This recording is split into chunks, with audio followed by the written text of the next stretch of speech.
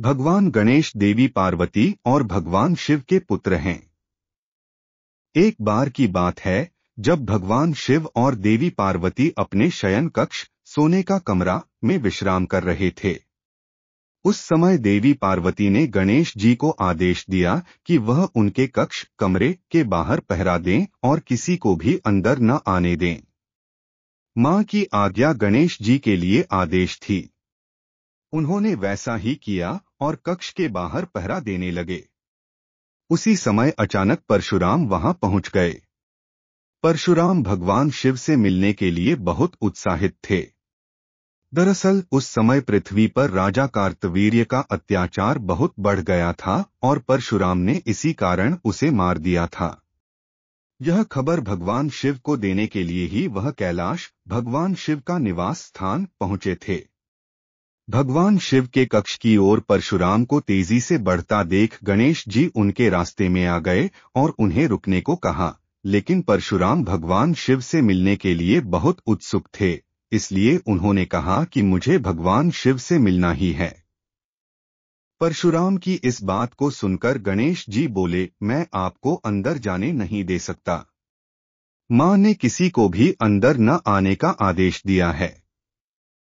गणेश जी की यह बात सुनकर परशुराम गुस्से से लाल हो गए। उन्होंने कहा, तुम मुझे भगवान शिव से मिलने से नहीं रोक सकते। तुम नहीं जानते मैं कौन हूं।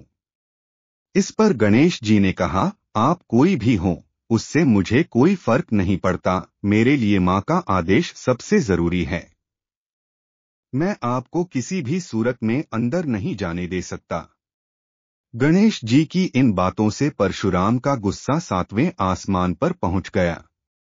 वह बोले, अगर तुम मुझे अंदर नहीं जाने दोगे तो मैं तुम्हें हटाकर जबरन अंदर जाऊंगा। इतना कहकर परशुराम आगे बढ़ते हैं, लेकिन गणेश जी परशुराम को अंदर जाने से रोकने के लिए धक्का दे देते हैं और परशुराम दूर जाकर गिरते हैं।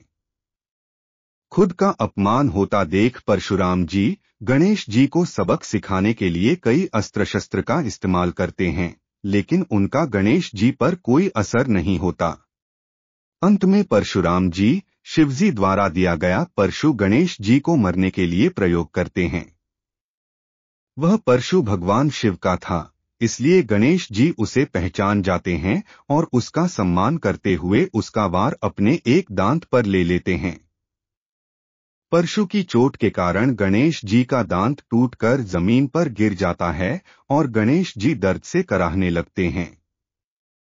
गणेश जी की दर्द भरी आवाज सुनकर माता पार्वती और पिता भगवान शिव अपने कक्ष से बाहर आ जाते हैं और गणेश जी की यह हालत देख परशुराम पर क्रोधित हो जाते हैं।